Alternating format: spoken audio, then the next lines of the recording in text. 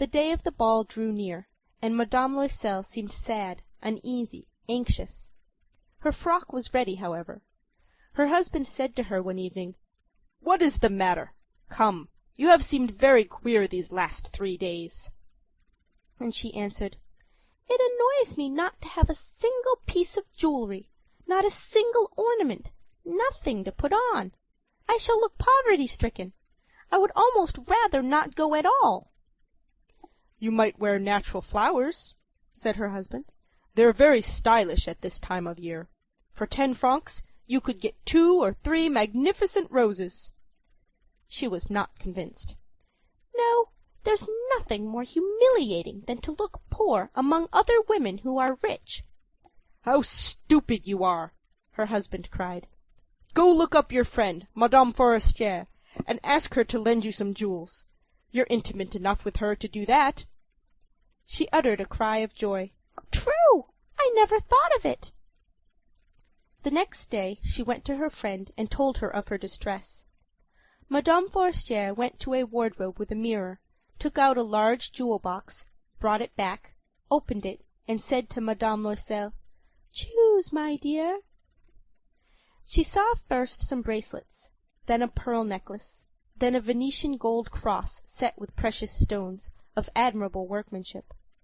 She tried on the ornaments before the mirror, hesitated, and could not make up her mind to part with them, to give them back.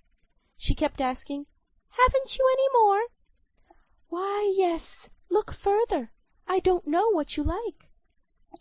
Suddenly she discovered, in a black satin box, a superb diamond necklace, and her heart throbbed with an immoderate desire.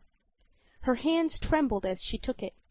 She fastened it round her throat, outside her high-necked waist, and was lost in ecstasy at her reflection in the mirror. Then she asked, hesitating, filled with anxious doubt, "Will you lend me this? Only this?" "Why, yes, certainly." She threw her arms around her friend's neck, kissed her passionately, then fled with her treasure. The night of the ball arrived. Madame Loisel was a great success.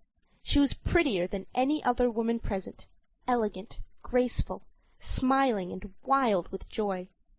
All the men looked at her, asked her name, sought to be introduced. All the attachés of the cabinet wished to waltz with her. She was remarked by the minister himself. She danced with rapture, with passion, intoxicated by pleasure, forgetting all in the triumph of her beauty, in the glory of her success, in a sort of cloud of happiness comprised of all this homage, admiration, these awakened desires, and of that sense of triumph which is so sweet to woman's heart. She left the ball about 4 o'clock in the morning. Her husband had been sleeping since midnight in a little deserted anteroom with 3 other gentlemen whose wives were enjoying the ball.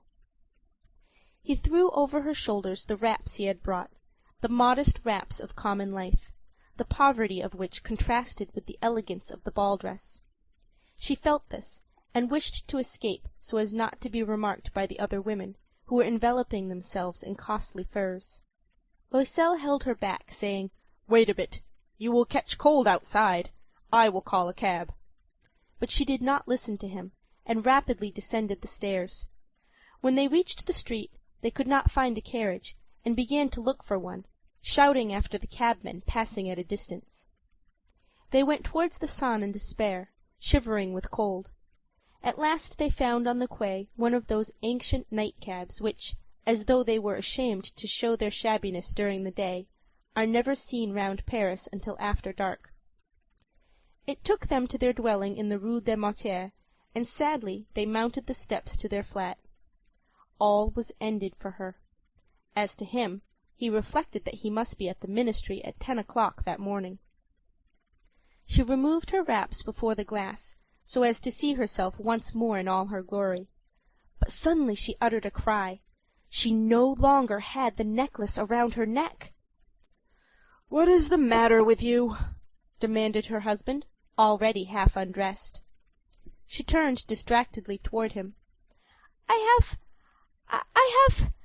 I have lost Madame Forestier's necklace," she cried. He stood up, bewildered. What? How? Impossible!" They looked among the folds of her skirt, of her cloak, in her pockets, everywhere, but did not find it. "You're sure you had it on you when you left the ball?" he asked. "Yes, I felt it in the vestibule of the minister's house." "But if you had lost it in the street, we should have heard it fall. It must be in the cab." "Yes, probably. Did you take his number?" "No. And didn't you notice it?" "No." They looked, thunderstruck, at each other. At last Loisel put on his clothes. "I shall go back on foot," said he, "over the whole route, to see whether I can find it." He went out. She sat waiting on a chair in her ball dress, without strength to go to bed, overwhelmed, without any fire, without a thought. Her husband returned about 7 o'clock. He had found nothing. He went to police headquarters, to newspaper offices to offer a reward.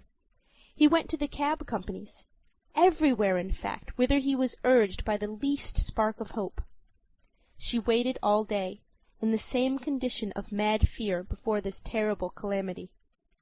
Loisel returned at night with a hollow, pale face. He had discovered nothing. "You must write to your friend," said he, "that you have broken the clasp of her necklace, and that you are having it mended. That will give us time to turn round." She wrote at his dictation.